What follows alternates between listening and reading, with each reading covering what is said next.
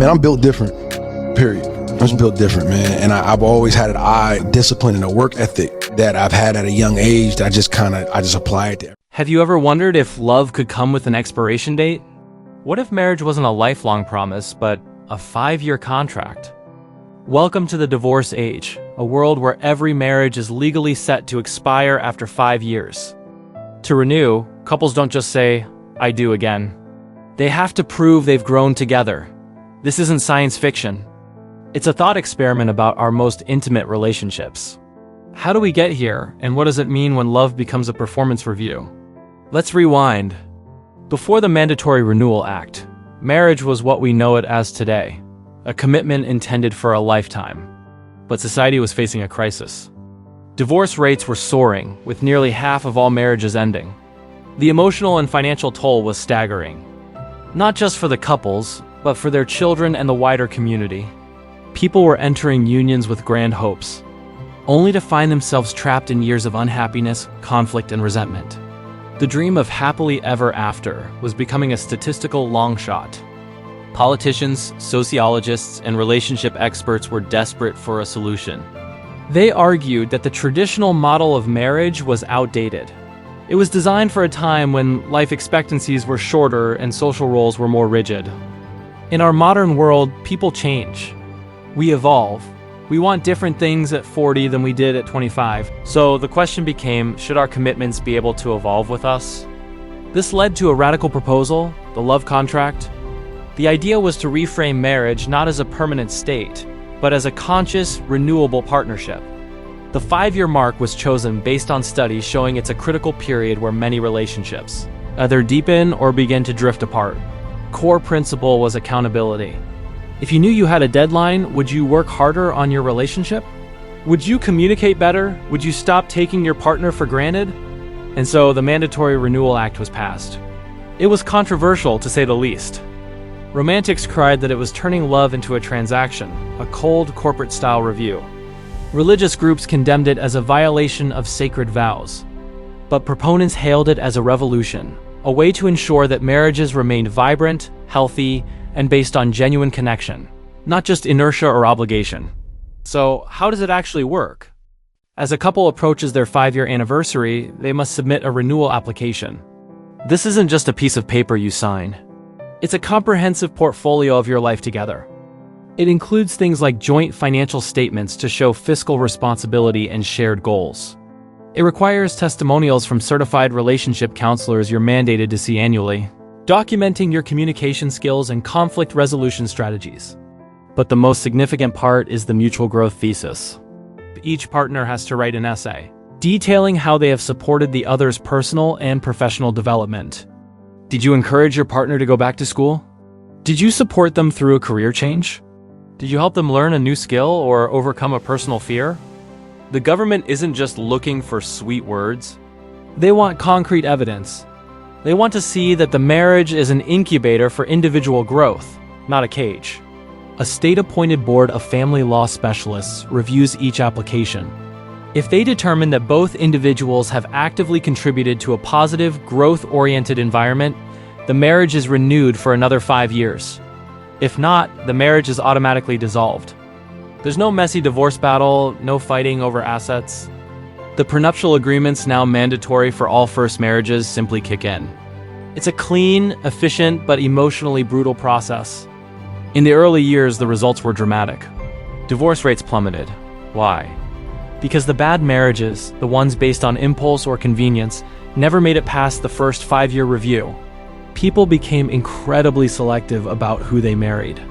The dating phase became a rigorous vetting process. Are you renewal material? Became a common, if unromantic, question on a third date.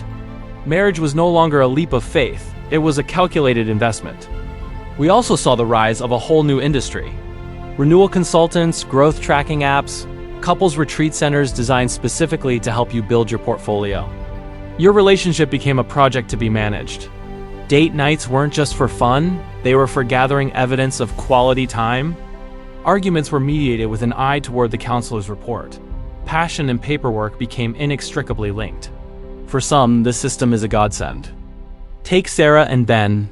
They're on their third renewal, celebrating 15 years together. Sarah says the 5-year reviews keep them on their toes. They have a scheduled State of the Union meeting every month to discuss their goals, their frustrations, and their dreams. They see the process not as a threat, but as a structure that forces them to be the best partners they can be. For them, love isn't just a feeling, it's a discipline. Their marriage is stronger because it's intentional. But for every Sarah and Ben, there's a Maya and Liam. They were deeply in love when they got married. The first few years were a whirlwind of passion. But as their first renewal approached, the pressure mounted. Liam was a musician, a free spirit. He struggled with the structured goal setting. Maya, an ambitious lawyer, felt she was carrying the emotional and logistical weight of their renewal application. Their conversations shifted from "How was your day?" to "Have you updated your growth journal?" The very thing designed to save their marriage ended up poisoning it. They started performing for the renewal board instead of connecting with each other.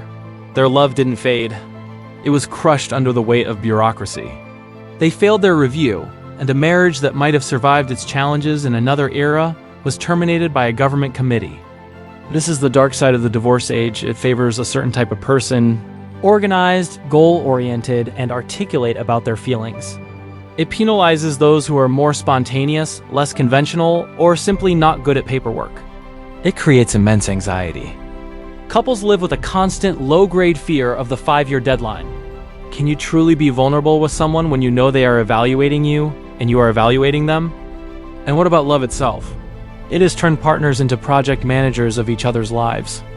Critics argue the system has redefined love from an unconditional acceptance of a person, flaws and all, into a conditional contract based on performance.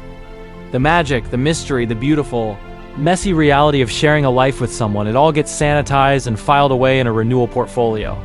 The system might produce more stable partnerships, but does it produce more loving ones?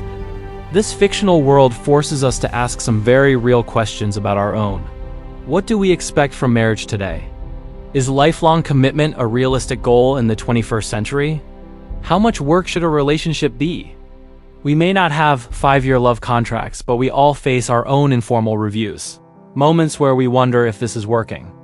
If we're growing, if we're happy. The divorce age is a cautionary tale. It shows what can happen when we try to systematize something as beautifully chaotic as the human heart. It reminds us that while communication, growth, and effort are vital, love cannot be quantified, graded, or legislated. A truly strong relationship isn't built on portfolios and performance reviews. It's built on resilience, forgiveness, and the radical choice to keep showing up for each other. Day after day, not because a contract says you have to, but because you want to. What do you think? Is this a dystopian nightmare or a practical solution? Could a system like this ever work? Let me know your thoughts in the comments below. If you enjoyed this deep dive, don't forget to like and subscribe for more explorations into our world and the worlds that could be. End of transmission. Reality will now resume. Man, I'm built different, period. I'm just built different, man. And I've always had an eye, discipline, and a work ethic that I've had at a young age that I just kind of